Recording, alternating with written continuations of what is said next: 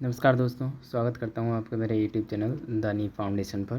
तो आज का हमारा जो वीडियो रहेगा मध्य प्रदेश पटवारी 2023 का 31 मार्च का फर्स्ट शिफ्ट का, मतलब आज का फर्स्ट शिफ्ट का पेपर रहेगा और जीके के कुछ क्वेश्चंस रहेंगे इसमें। ओके, तो चलिए स्टार्ट करते हैं। आज का फर्स्ट क्वेश्चन है, उड़िया भाषा को किस अनुच्छेद में रखा गया है। ठीक है, तो फर्स्ट क्वेश्चन है,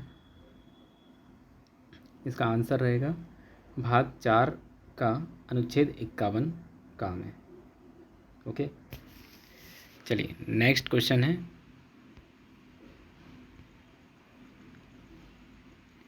दतिया का महल किस वास्तुकला में बनाया गया है।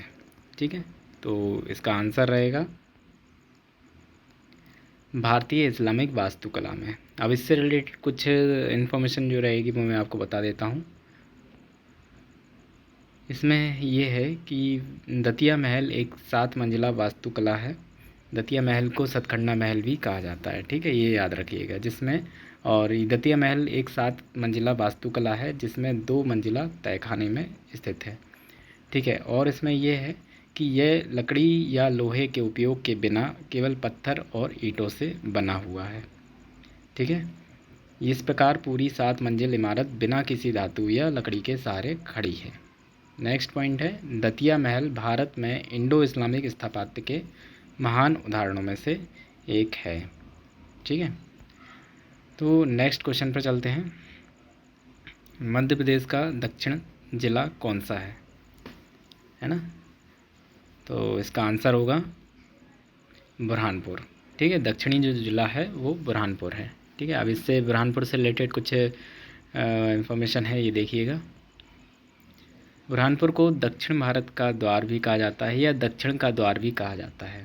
ठीक है, ये स्थान लंबे समय तक शाहजहां के शासन के अधीन था, जो मुग़ल वास्तुकला के कुछ बेहद खूबसूरत उदाहरण का एक आदिवास है। ठीक, नेक्स्ट क्वेश्चन है, हरिवंश राय बच्चन की रचनाएं। ठीक है, ये पूछा गया था, लेकिन अब इसमें से कौन सा ऑप्शन दिया गया होगा उसमें वो ऑप्शन देखकर ही बता पाएंगे। ठीक है, तो इसमें इसमें जो है मैं आपको कुछ रचनाओं के बारे में आपको बता देता हूँ। ठीक है, तो वो सारी रचनाएं आप याद कर लीजिएगा। और ये जो क्वेश्चंस हैं इनको पढ़ना बहुत ज़रूरी है, क्योंकि हर दिन कुछ ना कुछ इसमें से 5 से 6 क्वेश्चन रिपीट हो रहे हैं। ठीक है, तो आप ये जो है क्वेश्चन आए हुए क्वेश्चन आप पढ़ सकते हैं, एनालिसिस। ठीक है, चलिए फर्स्ट है तेरा हार। ठीक है, ये हरिवंश राय बच्चन जी की रचना है और जो कि 1929 में लिखी गई थी। ठीक है, और दूसरी है मधुशाला जो कि 1935 की है। ठीक है, मधुबाला 1936, मधुकलश 1937, आत्मपरिचय 1937, निशा निमंत्रण 1938, एकांत संगीत 1939 और आकुल अंतरा 1947। ठीक है, तो ये कुछ रचनाएं थीं। ठीक है, तो अब हम आगे बढ़ते हैं और नेक्स्ट क्वेश्चन की ओर तरफ चलते हैं। मांडू का 56 महल किस शताब्दी में बना था। ठीक है, मांडू का 56 महल किस शताब्दी में बना हुआ था। मांडू भी बहुत ही इम्पोर्टेंट है, इसको आप कवर करते चलिएगा। ठीक है, 3 जिलों के बारे में आप यदि ये पटवारी का एग्ज़ाम देने जा रहे हैं तो 3 जिलों के बारे में, या कोई भी एमपी का एग्ज़ाम देते हैं तो सबसे पहले तो बुरहानपुर, धार, ठीक है, और मंडला, ये रिलेटेड ये 3 ज़िले काफ़ी अच्छे से इनको याद करते जाइएगा। और मांडू एक शहर है, मांडू, इसके बारे में बहुत ज़्यादा अच्छे से आपको याद करना है या पढ़ना है, ब्रीफली पढ़ के जाइए। ठीक है, मांडू में हिंडोला महल है। ठीक है, और बहुत सी ऐसी चीज़, जहाज महल हो गया। ठीक, तो ये सब आप देखते जाइएगा। मांडू जो है धार ज़िले में ही एक सिटी है। ठीक है, जॉय ऑफ सिटी भी मांडू को कहा जाता है। रानी रूपमती महल भी यहीं है जो कि बहुत फेमस है। ठीक है, तो ये सभी चीज़ें आपको पढ़ना है। ठीक है, इसका आंसर है 16वीं शताब्दी में। ठीक है, 16वीं शताब्दी में 56 महल बना था। ठीक है, नेक्स्ट आगे कुछ इन्फॉर्मेटिव चीज़ें हैं। 56 महल का निर्माण 16वीं सदी में हुआ था। सन 1899 या विक्रम संवत 1956 में धार राज्य के पवार शासक ने इसका जीर्णोद्धार कराया था। ठीक है, 56 संवत के नाम से ये 56 महल का नाम पड़ा। ठीक है, इस महल का निर्माण नसीरुद्दीन खिलजी के कार्यकाल में शुरू होकर मुग़ल काल में पूरा हुआ। यह महल एक शाही अफसर की कब्र है जिसका निर्माण लाल बलुआ पत्थर से किया गया है। ठीक है, चलिए आगे चलते हैं।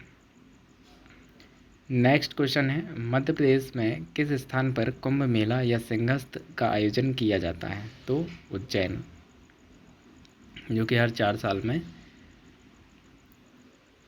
लगता है। ठीक है, अब लेकिन उज्जैन में जैसे अब जहाँ पर लग गया है वो फिर रिपीट होगा, क्योंकि 4 साल में लगेगा तो अब उज्जैन में ही लगेगा। ठीक है, ये चारों में ये लगता रहता है। ठीक है, चलिए आगे बढ़ते हैं। उज्जैन सिंहस्थ भारत के मध्य प्रदेश के उज्जैन शहर में प्रत्येक 12 वर्ष में आयोजित होने वाला एक हिंदू धार्मिक मेला है। इस मेले को हिंदी में सिंहस्थ भी कहते हैं। यह नाम इस तथ्य से निकाला है कि तब यह होता था जब बृहस्पति लियो हिंदू ज्योतिष में सिंह में होता है। ठीक है, यह पारंपरिक रूप से मेले के रूप में पहचाने जाने वाला 4 मेलों में से एक है। ठीक, चलिए नेक्स्ट क्वेश्चन पर चलते हैं।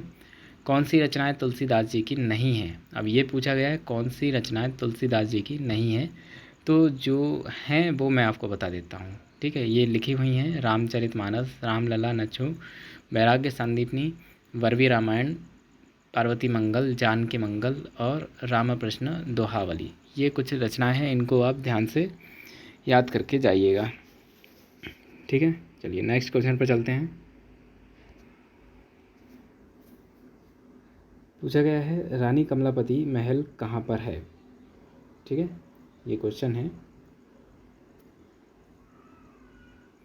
तो ये है भोपाल में। ठीक, कुछ इन्फॉर्मेटिव चीज़ें हैं। रानी कमलापति जो गौंड वंश ने 18वीं शताब्दी में भोपाल से 55 किलोमीटर दूर तत्कालीन गिन्नौरगढ़ पर शासन किया था। ठीक है, रानी कमलापति भोपाल की अंतिम हिंदू रानी थीं। कमलापति महल भोपाल स्थित एक महल है जिसका निर्माण 1722 ईस्वी में हुआ था। यह भोपाल की बड़ी झील और छोटी झील के बीच पुल पर स्थित है। ये पुल नहीं पुल है। ठीक है, चलिए नेक्स्ट क्वेश्चन है,